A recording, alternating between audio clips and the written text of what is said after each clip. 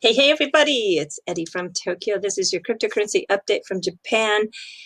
This is a very Japan-centric video today because I was watching the new channel by James Malpass, and he had Sam, who is behind To the Lifeboats on YouTube and Green Eggs and Ham on Twitter. He had him on as a guest, and when James asked Sam, so what's going on with SBI? Sam said, well, I don't really know. I usually look to Crypto Eddie for that update. And I thought, oh gosh, okay, let me do a SBI update. And then in doing that quick update, because there is some things going on, I realized, well, there's a lot going on actually for cryptocurrency and with a focus of XRP as of late in Japan. So I decided to cover it. And the one thing I realized is there was a really nice interview of David Schwartz while he was here in Japan just a couple of weeks ago, and it came out on the 26th of November, and I totally forgot to cover it, so I'm going to cover it in this video. The first thing we're looking at are the 9 exchanges that offer XRP as spot trading, or actually some of them will do some leverage trading too as well in the country. So 9 out of the, for sure 18, I think there's 19 licensed exchanges in Japan. These are the top ones. GMO, which does the fanciest, flashiest marketing advertising campaign. And then there's DMN.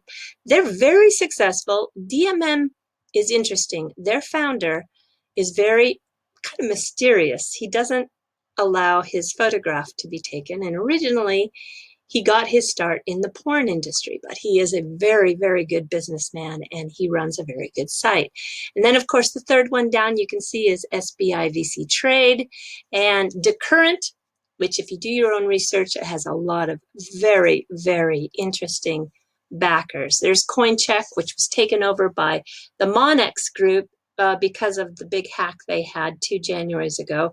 Bitflyer. Now, this is kind of exciting news because just in the last 2 days, they have brought XRP onto the platform as one of the cryptocurrencies that you can now spot trade with. So that is really, really good. And Liquid, they're doing wonderful things in this space. I want to talk about them a little bit later in the middle of the video.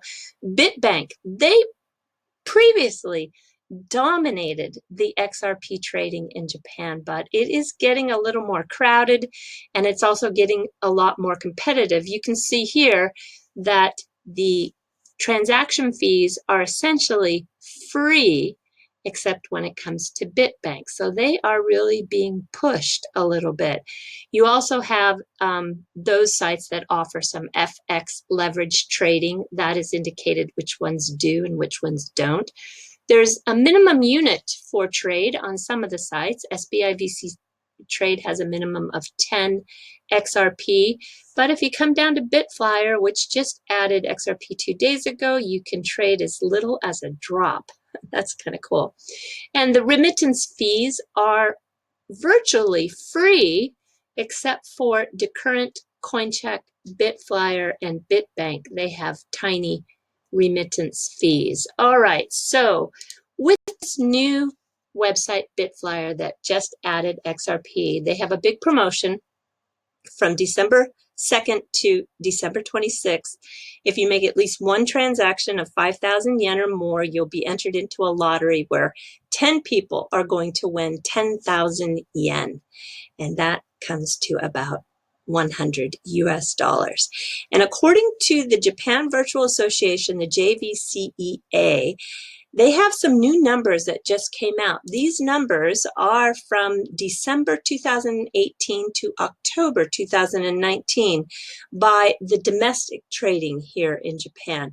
And I just want to go over some of the high points. So the data looked at 18 exchanges, and October recorded the highest value of trading since December 2018. And the user deposit balance is also at an all-time high.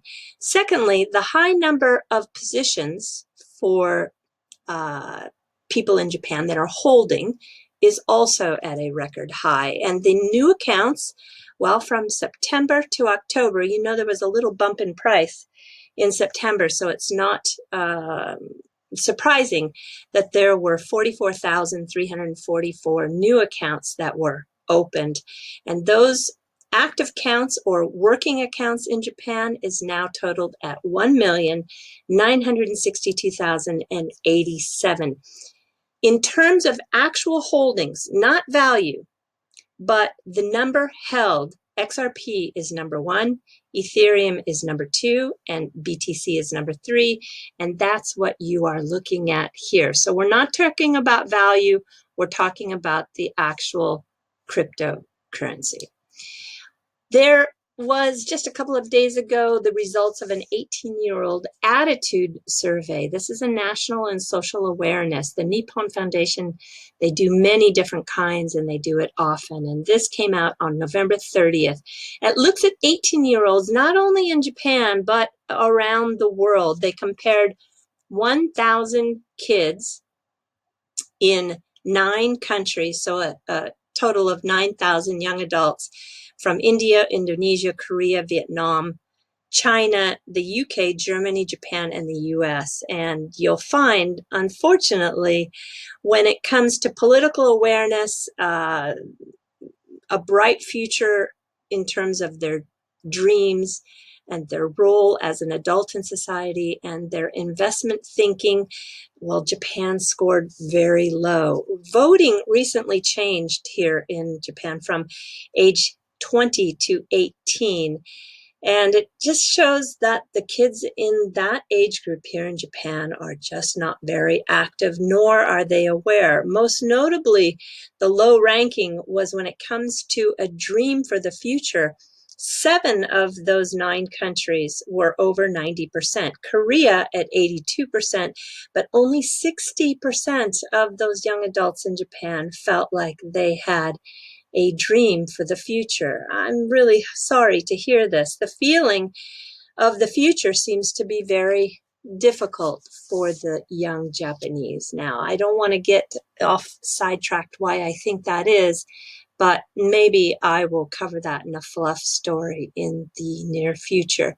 Okay, so it appears that most certainly, let me show you this. I had one more little bit of information.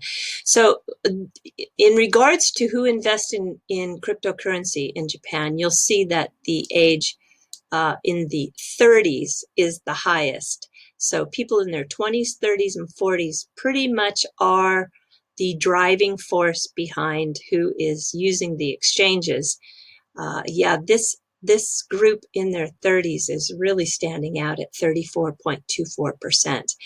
So anyway, I just thought that this breakdown, as you know, I'm just like statistic crazy. So some of you are bored to death with these kinds of stats. But anyway, there you have it. Okay, IEOs, initial exchange offerings. It appears with almost certainty that Japan is going to implement IEOs. It's like an ICO, initial coin offering, but it's an initial exchange offering. So there's going to be higher standard of rules. There's more disclosure about risk and feasibility.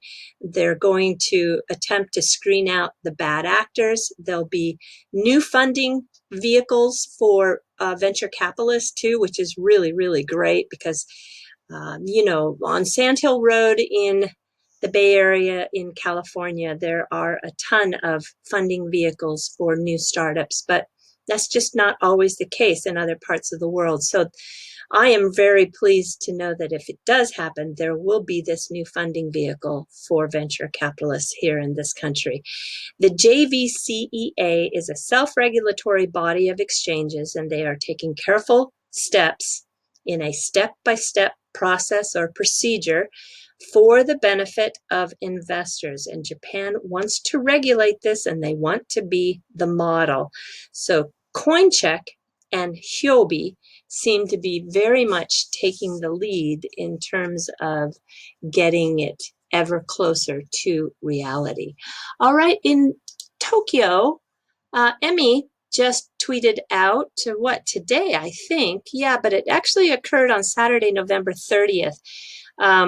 was the first time that the Tokyo University XRP validator was up and running. And they validated on Saturday 21,554 transactions. And then on the 1st, they completed a 21,599. So it's a little busy validator there. Kyoto University is also operating one, but we have to really give thanks to Emi Yoshikawa from Ripple for getting this done.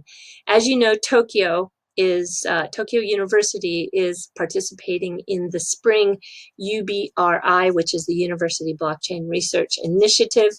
And yeah, just thanks so much for Emi's work, because it is really her hard work that got this done. The Bank of Japan is going to have, let's see, there is a financial institute that's holding a symposium on December 9th. And they're going to focus on the security, vulnerabilities, and risk in crypto. The keynote is going to be given by this gentleman here. This is Shinichiro Matsuo. He is a research professor at Georgetown University in the Washington District of Columbia. He is going to come here and give this keynote. Now, the reason why this symposium is important, in my opinion, is in light of the recent arrest of the Ethereum developer and his alleged education for North Koreans to learn how to circumnavigate sanctions using crypto. I think this is fresh on everybody's mind, and I would be really surprised if it wasn't discussed in this symposium.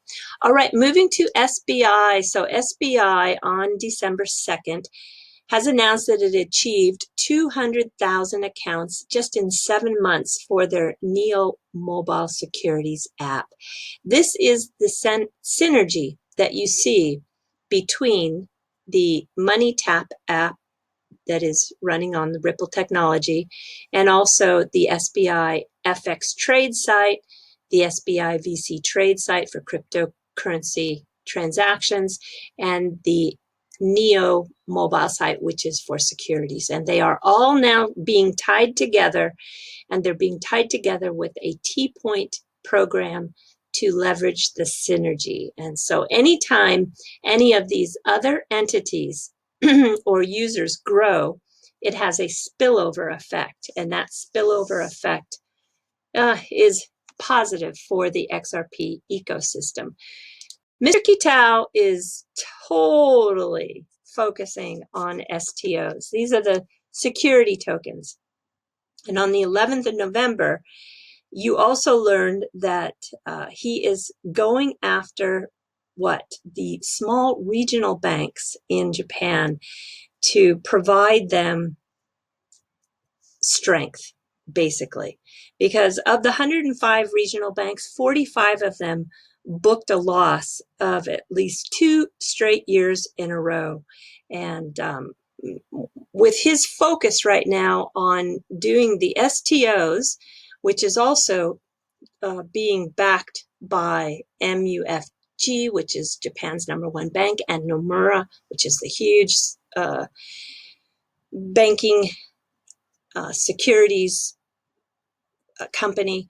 They are investing in Securitize, and Securitize is also an entity that Ripple, the Spring arm of investment, invested into as well. So his focus right now are these regional banks and getting the STOs up and going in Japan. Now, when you look at the regional banks, the latest one that he brought into the fold is the Fukushima Bank. He took an 18% stake in this capital investment. These are strategic capital investments. These are not just partnerships. And what he really is trying to do is to make the small regional banks more competitive with the larger banks So they are in addition to the consortium that he had originally pulled in for the use of MoneyTap, but these now smaller regional banks will also be able to use MoneyTap, and that is the app that's powered by Ripple. And so far, he has 29 banks that he's made that strategic capital investment into. So he is focused on growing the ecosystem that also is a part of XRP. Okay, I'm going to jump to that interview that took place here while the XRP meetup was, the day after Swell. Yeah, because, well, Swell ended on Friday, and then the XRP meetup was on Sunday in Tokyo. And while he was here, there was an independent interview by CoinPost, along with the representative of Giant Gox. He is a big time XRP community member in Japan. And also Emi Yoshikawa was part of this group that supported the interview. So here are some of the questions he received. David was asked, how do you see the transformation of the international remittances? And he said that there's a good flow, but it's difficult to convince the goodness of new things sometimes. So that just is, is present anytime you are trying to sell a new system. And as far as competitors, well, he thinks that the competitors that have come into the space are really in their walled gardens, that they have their own system which prevents others from entering. And in regards to pricing and liquidity, well, pricing, he said there's no reasonable price. And what I mean by that is, Teikei kakaku to iu no wanai. And that basically means that there's no suitable value. So there is no way to declare a perfect price. That price is determined by the market. And the most important part of that, though, is liquidity. Liquidity is important, and that is what they are providing a strong effort to improve. So is Ripple working to improve liquidity? Yes, they definitely are, and nothing can be done without liquidity, David says. You have to have partnerships with cryptocurrency exchanges and services as such, which are paired to fiat, will lead to liquidity. So XRP on-demand liquidity, we know, as formerly being called XRapid, is growing, but what has been the breakthrough, he was asked. And ODL, as a new product, which we all know, it's just been in production for 1 year, that there were some unexpected problems, David said, other than liquidity, but each time we solved the problems one by one. And in the past, the financial institutions, such as banks, refused to speak about virtual currency, and they even looked suspicious. But now they are frequently asking about XRP and virtual currency. So what is the outlook? Well, the outlook is to expand the use of XRP as an intermediary currency and to build an environment that can easily implement blockchain. And one of the top priorities is to make ODL popular, because as ODL becomes more widespread, XRP is further used. And also, he mentions that Spring is also a strategy for that. Okay, that's pretty much the interview in a nutshell. I'm jumping to the fluff, everybody. So I have to go shortly, like in 1 hour. I have to be on a train because I'm in the middle, actually halfway through, a 26-week contract that I have with a Buddhist temple here in Japan. And that temple has a lot of foreign visitors, and they are trying to improve, the monks are trying to improve, as well as the staff, their use of the correct English description of what it is that they do, and also of some of the artifacts they have. They have a 1,200-year-old wooden statue in the temple that is just, I think, amazing. And they want to be able to, when they get approached by foreigners, they want to be able to use the right words to describe what it is that they're doing. And as you might know, just like in Christianity, if you're a Christian, you could have been brought up in the Catholic Church or the Presbyterian, the Lutheran, the Baptist, the Methodist. I could go on, right?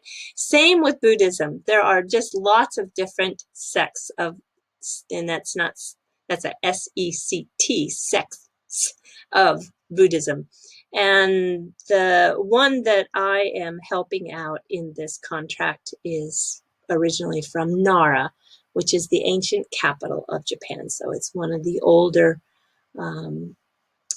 Buddhist sects in this country. And the one thing I wanted to share with you is when I walk into that space, the first thing that overcomes my senses is the incense.